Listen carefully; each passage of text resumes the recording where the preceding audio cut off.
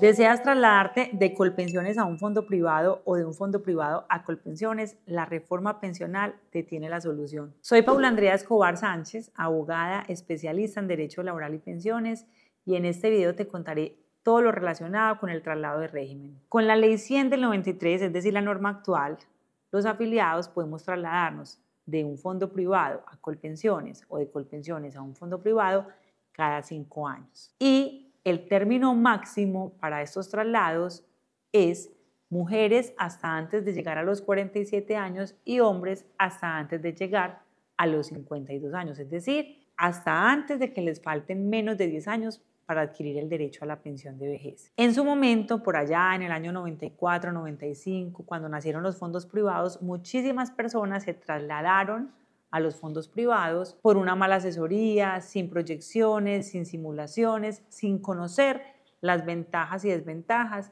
que le traería dicho traslado. Y fue un traslado masivo. En esa época muchísimas personas se trasladaron. Cuando se dieron cuenta del error que habían cometido y decidieron regresar a Colpensiones, muchas de ellas ya no podían hacerlo porque habían pasado la edad límite. A raíz de esto, se iniciaron cantidad de procesos ordinarios laborales, es decir, ante jueces laborales, para que declararan la ineficacia de esos traslados de régimen por haber sido sin asesoría, sin información. Y actualmente los jueces siguen fallando y declarando estas ineficacias y ordenando el traslado de estas personas a Colpensiones. Por ejemplo, ¿a quién le conviene trasladarse a Colpensiones? Aquellas personas que tienen salarios altos. ¿Por qué? Porque si continuaban en el régimen de ahorro individual, sus mesadas pensionales, que serían liquidadas de acuerdo al capital acumulado y no de acuerdo al promedio de salarios, serían valores muy inferiores a los que les correspondería en Colpensiones. Por eso, la mayoría de personas, al hacer sus cálculos matemáticos y detectar que la mesada pensional iba a tener una diferencia gigante, decidieron trasladarse a Colpensiones por medio de estos procesos. Igualmente, hay personas que les convenía más estar en un fondo privado y estuvieron en su momento en el fondo privado y decidieron trasladarse a Colpensiones también sin asesoría. Cuando revisaron en el fondo privado les hubieran exigido 1.150 semanas para una garantía de pensión mínima, mientras que en Colpensiones les están exigiendo 1.300 semanas. Estas personas también algunas demandaron para regresar al fondo privado. Igual sucede con las personas que tenían la expectativa de reclamar indemnización sustitutiva de vejez o devolución de saldos. En Colpensiones la indemnización es pequeña porque es de acuerdo a lo establecido en el decreto 1730 de 2001. Se liquida con base en esa fórmula y es un valor muy inferior a lo que le correspondería en el fondo privado, que es una devolución de saldos, con todo, con bonos pensionales, con rendimientos, etc.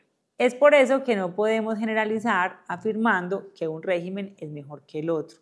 ¿Por qué? Porque depende de las características de cada persona, de con qué valor cotiza, es decir, cuál es el IBC que ha permanecido pues, en su historia laboral, cuántas semanas tiene, etcétera, etcétera. Esto cambia con la reforma pensional. ¿Por qué?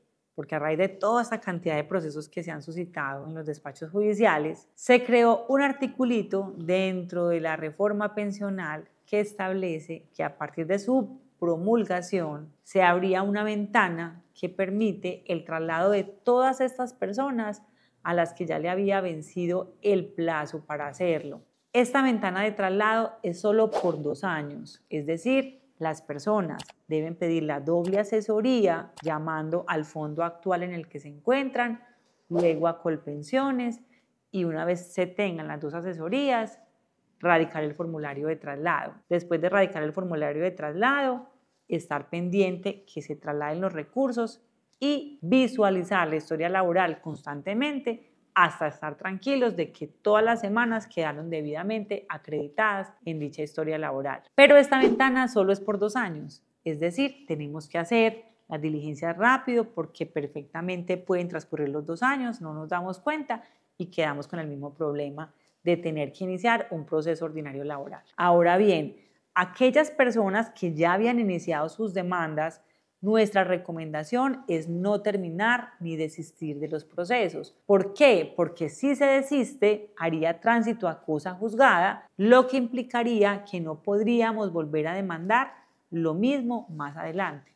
Y en caso de que la reforma sea declarada inexequible y tenga efectos hacia el pasado, pues resultarían perjudicados. Por eso nuestra recomendación es para quienes tienen procesos en trámite, continuarlos hasta su finalización y simultáneamente, al mismo tiempo, hacer toda la gestión de la doble asesoría. Antes de finalizar este video, quiero responder una pregunta y es la siguiente. El señor Edgar Gaitán y nos dice, estoy próximo a pensionarme, ¿por qué Colpensiones no acata la sentencia de la Corte Suprema de Justicia donde cuentan los años con 365 días? ¿Cómo hacer valer este derecho? Gracias. Colpensiones no aplica la sentencia de la Corte como muchos otros temas que la Corte ha venido manejando y Colpensiones se aparta. Tiene otras posturas distintas. La forma de recuperar esta semana sería iniciando un proceso ordinario ante un juez laboral de circuito, pidiendo que se condene a Colpensiones a tener en cuenta